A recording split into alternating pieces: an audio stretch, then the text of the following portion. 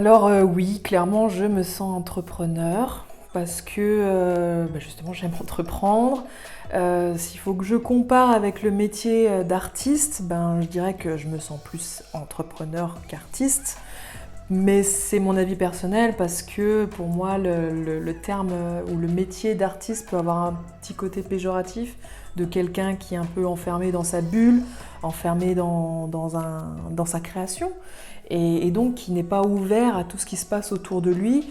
Or, je pense que la femme entrepreneur, même les hommes entrepreneurs aussi, a besoin de sortir de cette bulle pour proposer le meilleur des services, le meilleur des produits, le meilleur des événements, et donc aller à la rencontre de son public, à la rencontre des gens qui l'entourent pour exceller dans son domaine.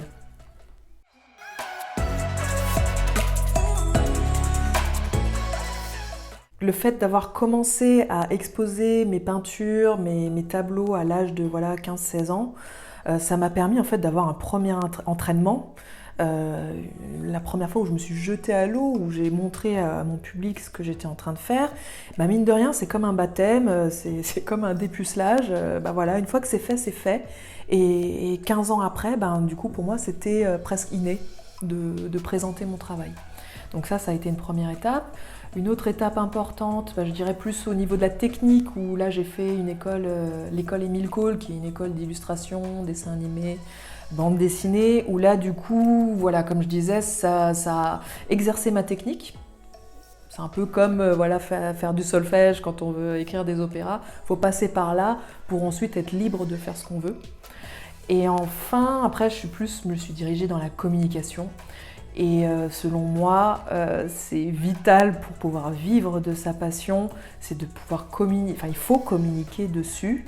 Et donc l'idéal, c'est d'avoir cette compétence, ou au moins avoir quelqu'un dans son entourage qui maîtrise ou qu'on paye pour s'en charger, car c'est indispensable, selon moi.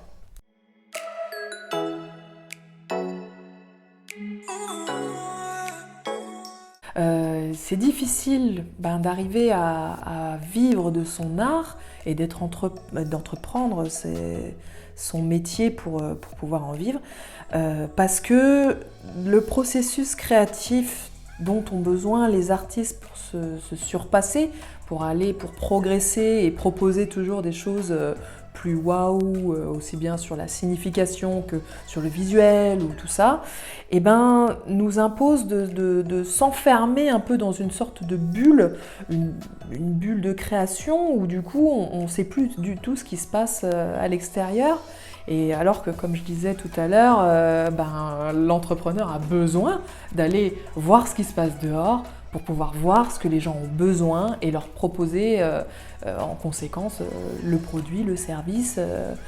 Mais ça, ils ne peuvent pas l'inventer, ça ne sort pas comme ça de nulle part. Il faut se confronter et comprendre, comprendre ce qu'attend le public. Et du coup, l'artiste a peut-être plus de difficultés encore que les autres métiers par rapport à ce système, ce principe de création où en fait, ils sont très souvent à l'arrache, faut le dire.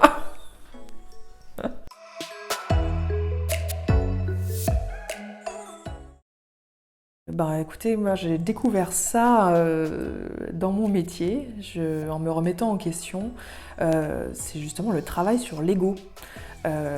L'artiste a besoin de flatter son ego. Je pense que naturellement on s'est dirigé dans des métiers comme ça parce qu'on en avait besoin. Et donc, en tout cas pour ma part, à chaque action que je vais mener, je vais toujours me poser la question, est-ce que vraiment c'est bénéfique, c'est utile pour mon entreprise, ou est-ce que c'est pour flatter mon ego? À partir de ce moment-là, une fois que je l'ai vraiment identifié, soit comme l'une, soit comme l'autre, est-ce que si c'est pour flatter mon ego, à ce moment-là, est-ce que j'y vais parce que j'en ai besoin, j'ai besoin de flatter mon ego, donc j'y vais, ou non, en fait, ça sert à rien, je vais dépenser de l'argent alors que je pourrais l'investir ailleurs.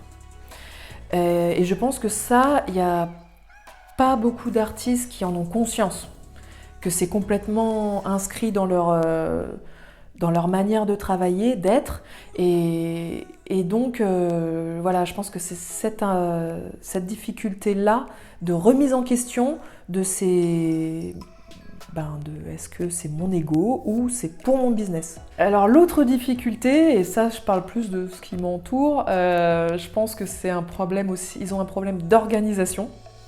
L'artiste est pas très organisé, j'en fais partie, mais j'ai appris à m'organiser parce qu'à un moment donné, quand t'as pas le choix, ça te pousse des ailes et donc en fait j'avais pas le choix d'être organisée. Donc maintenant, même si ça se voit pas, je suis quelqu'un de très organisé, alors que beaucoup ne le sont pas et en fait les artistes vont perdre énormément d'énergie pour mener des actions à faible répercussion en plus derrière. Alors que si ils mettaient tout en œuvre pour être plus organisés, ils passeraient moins de temps sur des actions de moindre portée et donc beaucoup plus efficaces.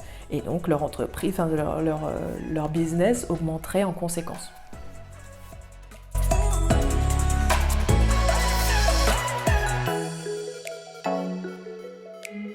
Quand j'ai fait ma première exposition à Lyon chez Pose Création, à la base, je voulais faire cet événement, c'était uniquement pour renouer avec la peinture, pas forcément pour en faire, pas du tout pour en faire un business.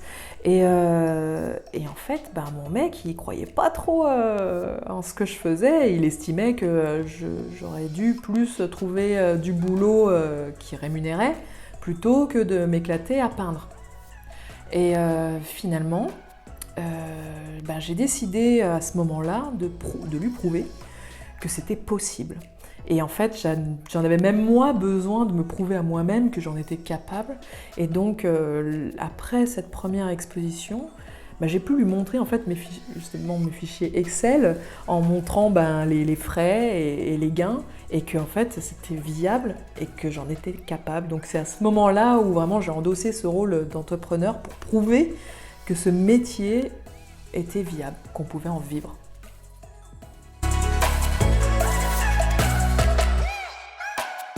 Alors ça sera peut-être un petit peu coin-coin, mais en fait la relation que j'ai avec mon mari m'aide et m'inspire quotidiennement dans mon travail. Parce qu'en fait lui aussi est entrepreneur et sa boîte fonctionne super bien, il a énormément de boulot et du coup il confronte ses chiffres aux miens et c'est à chaque fois un espèce de challenge. De se dire, bon allez, si lui il y arrive, je dois pouvoir y arriver aussi. Et donc on se soutient comme ça mutuellement, en se donnant chacun un avis différent sur le métier de chacun. Et donc grâce à l'empathie de chacun aussi, et la remise en question qu'on a mutuelle, on arrive à progresser et se faire progresser mutuellement. Donc je dirais que voilà, la personne qui m'inspire, mine de rien, c'est mon mec.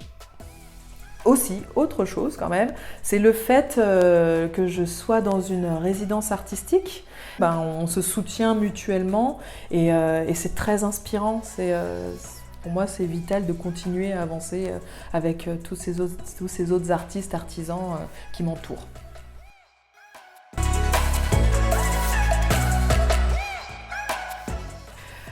Alors, si quelqu'un souhaite vivre de son art, je lui conseille clairement de communiquer sur ce qu'il est en train de faire, quoi. Donc je parle pas de la publicité, des flash pubs ou des trucs comme ça, c'est vraiment aller à la rencontre de son public pour que le public le connaisse en fait, parce que les gens ne peuvent pas deviner ce qu'on est en train de créer.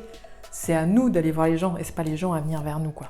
Clairement, il faut arrêter d'imaginer que les gens vont venir à soi, hein. C'est à nous de bouger nos fesses et d'aller à la rencontre des personnes, donc communiquer. Après, voilà, il y a différentes façons de faire, hein. Il y en a plein qui existent, et donc il faut trouver la meilleure et la plus efficace. D'autres conseils, s'entourer. Le réseau, dans tous les métiers c'est pareil, le réseau ça a un pouvoir incroyable sur son business. Plus les gens connaissent et reconnaissent votre travail, plus vous allez avoir du travail, tout simplement. Aussi s'entourer de personnes qui exercent le même métier, parce que y a un vrai soutien moral très puissant, aussi bien sur les techniques de création, sur les idées qui peuvent fuser, sur le fait que là c'est galère parce qu'avec le confinement et blabla. Là comme c'est quand même mine de rien des métiers très difficiles, hein, il faut pas se le cacher, oui c'est passion, mais c'est difficile, il faut se battre tout le temps. Parce qu'en plus, si à un moment donné on s'arrête de se battre, ben les gens ils nous oublient, on n'existe plus et il faut tout recommencer derrière. Donc c'est un combat perpétuel. Donc autant vous dire que vous avez intérêt à avoir des compagnons d'armes.